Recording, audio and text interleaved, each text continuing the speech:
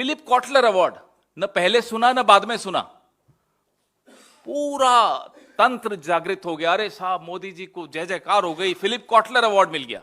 तब विदेशी साजिश नहीं होती। ऐसी ऐसी अखबारें जिनका कभी नाम नहीं सुना विदेशों में, कहीं उन्होंने पेज 1 पे छाप दिया कि मोदी जी महान है, तो मोदी जी बस उसी को लेकर पूरे देश में डिबेट्स हो रही होती हैं। साहब के अतीत पे कोई प्रकाश डाल दे या कोई अतीत को सामने खंगाल कर ले आए तो वो उस आदमी का, उस मीडिया हाउस का भविष्य बर्बाद कर देंगे। 2014 से पहले तो साहब उसके बारे में भाषण दिया करते थे कि साहब हम तो भरोसा ही बीबीसी पर करते हैं। की पार्टी और इनकी विचारधारा हजारों साल पुराना इतिहास सबको याद दिलाती रहेगी, अरे साहब आपके साथ ये बुरा हुआ।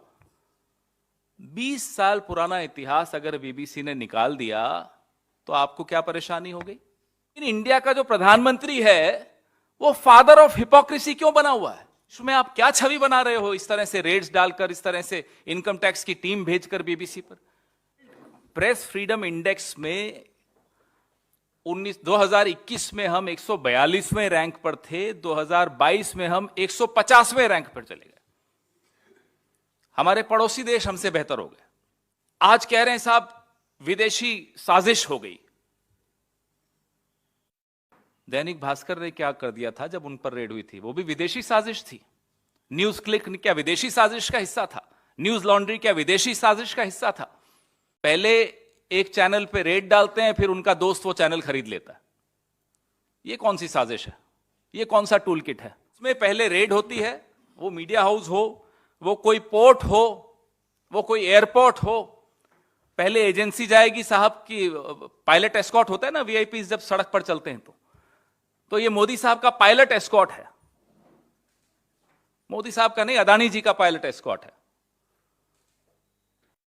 पहले जाती एजेंसी, फिर जाते हैं अदानी जी। हो गया काम। Ambuja cement, ACC, UltraTech cement पहले छापा, फिर दोस्त। कितना अच्छा मॉडल है देखिए। एनडीटीवी, क्विंट, कहां इन्होंने ऐसा नहीं किया मुझे बताइए। पहले आपने फिल्म पे बैन लगाया कि यहां स्ट्रीमिंग नहीं हो सकती। अब पता नहीं हिंडलबर्ग का दिल्ली में ऑफिस है, इंडिया में कहीं है या नहीं, होता तो अब तक एजेंसीज पहुंच चुकी होती।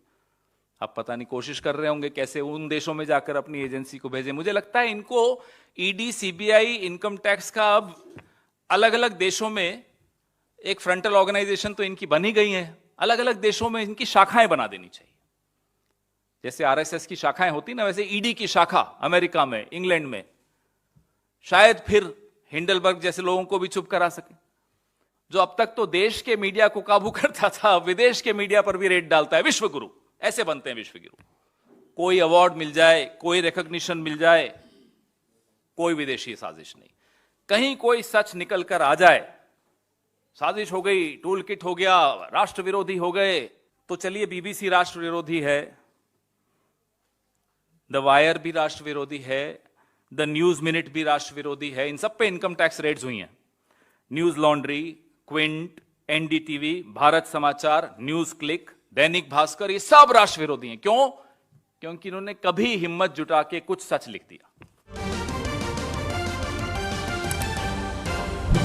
उम्र भर गालिब यही भूल करता रहा, धूल चेहरे पे थी, आईना साफ करता रहा। लेकिन यहां मोदी जी तो आईना साफ नहीं करते, तोड़ देते हैं आईना। बीबीसी पर कल आपने देखा क्या हुआ, सर्वे हो रहे हैं। हमारे साहब को इतना नहीं मालूम, बीबीसी कोई प्रॉफिट लॉस का रेवेन्यू मॉडल नहीं है। जितने भी सब्सक्राइबर हैं बीबीसी के, वो एक लाइसेंस फीस पोस्ट ऑफिस में जमा कराते हैं।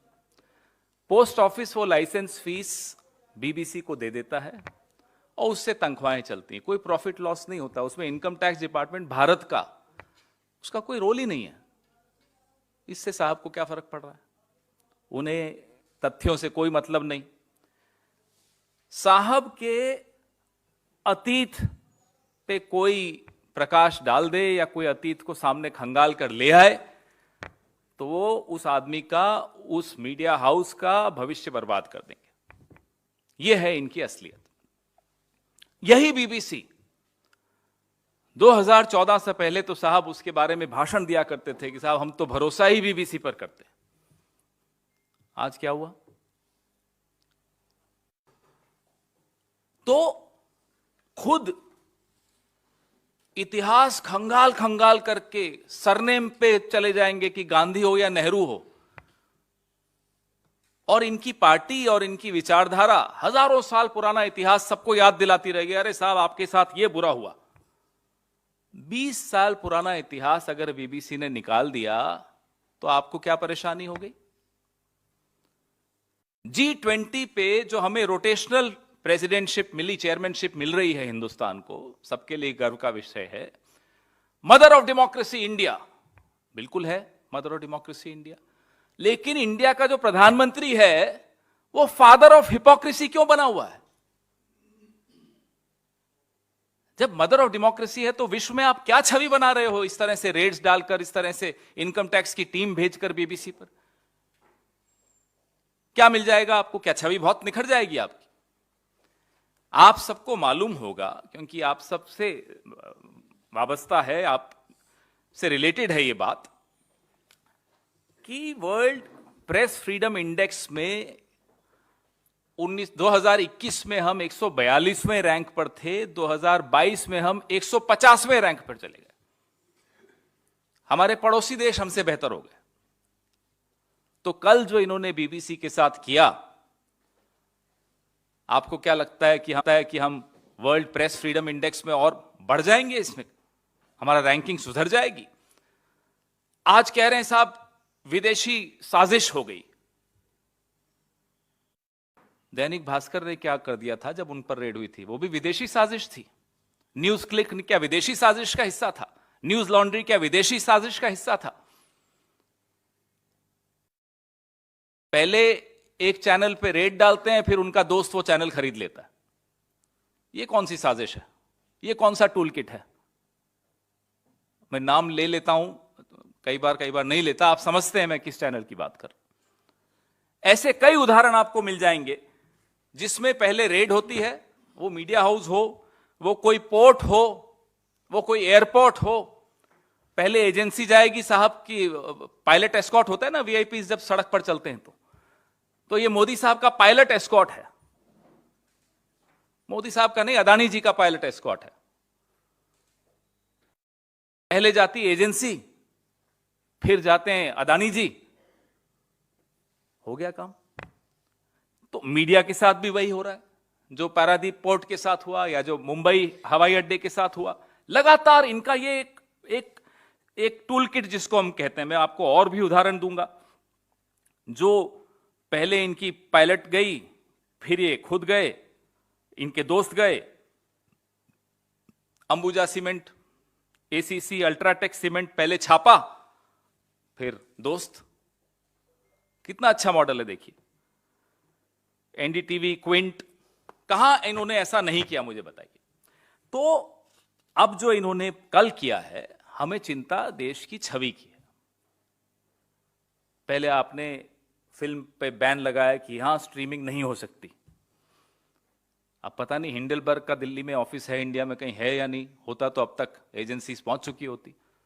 अब पता नहीं कोशिश कर रहे होंगे कैसे उन देशों में जाकर अपनी एजेंसी को भेजें। मुझे लगता है इनको ईडी, सीबीआई, इनकम टैक्स का अब अलग अलग देशों में एक फ्रंटल ऑर्गेनाइजेशन तो इनकी बनी गई है, अलग अलग देशों में इनकी शाखाएं बना देनी चाहिए। जैसे आरएसएस की शाखाएं होती ना, वैसे ईडी की शाखा अमेरिका में, इंग्लैंड में, शायद फिर हिंडलबर्ग जैसे लोगों को भी चुप करा सके। मजाक बना दिया है देश का। He is made a mockery of this country. We are not a banana republic and we'll never be. लेकिन आप जो इस देश में कर रहे हैं, फिलिप कॉटलर अवार्ड न पहले सुना न बाद में सुना, पूरा तंत्र जागृत हो गया, अरे साहब मोदी जी को जय जयकार हो गई, फिलिप कॉटलर अवार्ड मिल गया। तब विदेशी साजिश नहीं होती।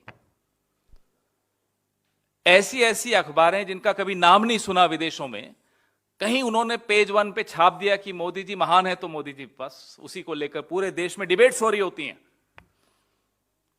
विश्व गुरु जो अब तक तो देश के मीडिया को काबू करता था, विदेश के मीडिया पर भी रेड डालता है। विश्वगुरु ऐसे बनते हैं विश्वगुरु, पूरे विश्व के मीडिया पर रेड डालेगा ऐसा विश्वगुरु हमारा। मजाक बना दिया, हंस रहे हैं लोग हम पर, और दुख होता है कि जब भारत जैसे देश के प्रधानमंत्री की हंसी उड़ती है इस तरह से। अफसोस होता है, भले विपक्ष में हो हम, प्रधानमंत्री होता है, अपनी हंसी खुद उड़वाए जा रहे हैं। मुझे याद आया, लंदन में ही एक नजारा, मैदाम त्यूसाथ म्यूजियम में इनकी मोम की एक छवि बनी मोदी जी की। वो नजारा आप याद करिए, खड़े होकर उसको निहार रहे थे, अपनी ही छवि को। आप लोग सब, कैमरा टीम्स गई थी, सब फोटोएं खींच रहे थे। तब कोई विदेशी साजिश नहीं थी। कोई अवार्ड मिल जाए, कोई रिकॉग्निशन मिल जाए, कोई विदेशी साजिश नहीं। कहीं कोई सच निकल कर आ जाए, साजिश हो गई, टूल किट हो गया, राष्ट्र विरोधी हो गए, तो चलिए बीबीसी राष्ट्र विरोधी है, द वायर भी राष्ट्र विरोधी है, द न्यूज मिनट भी राष्ट्र विरोधी है। इन सब पे इनकम टैक्स रेड्स हुई हैं। News laundry, Quint, NDTV, Bharat समाचार, न्यूज क्लिक, दैनिक भास्कर, ये सब राष्ट्र विरोधी हैं। क्यों? क्योंकि इन्होंने कभी हिम्मत जुटा के कुछ सच लिख दिया। अब ये टूल किट इनका चलेगा नहीं, ये मॉडल अब इनका चलेगा नहीं, क्योंकि अब पूरा विश्व हंस रहा है। 8 अप्रैल का मैं आपको मेरी प्रेस रिलीज में लिख रहा हूं कि डीडी, आकाशवाणी, इस सब पर तो हम भरोसा ही नहीं करते, हमें तो बीबीसी पर भरोसा है। कहां हो, क्या हो गया साहब? अब बीबीसी पे भरोसा क्यों नहीं है? सत्ता में आते ही भाषा बदल दी।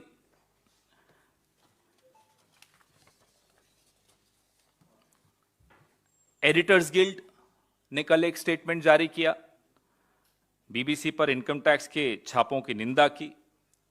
कांग्रेस पार्टी उस स्टेटमेंट का समर्थन करती है, स्वागत करती है, और लोकतंत्र के चौथे स्तंभ को जो सत्ता का हथौड़ा बार बार मारा जा रहा है, हम उसका खुलकर, डटकर विरोध करते रहेंगे। स्टार्टअप इंडिया तक तो ठीक है, लेकिन ये शटअप इंडिया तो हम नहीं होने देंगे, और उसमें हम आपका भी सहयोग चाहते हैं, क्योंकि आपकी कलम पर कमल का इतना बड़ा प्रभाव हो, इतना दबाव हो, ये मुझे नहीं लगता आप लोगों को बर्दाश्त करना चाहिए।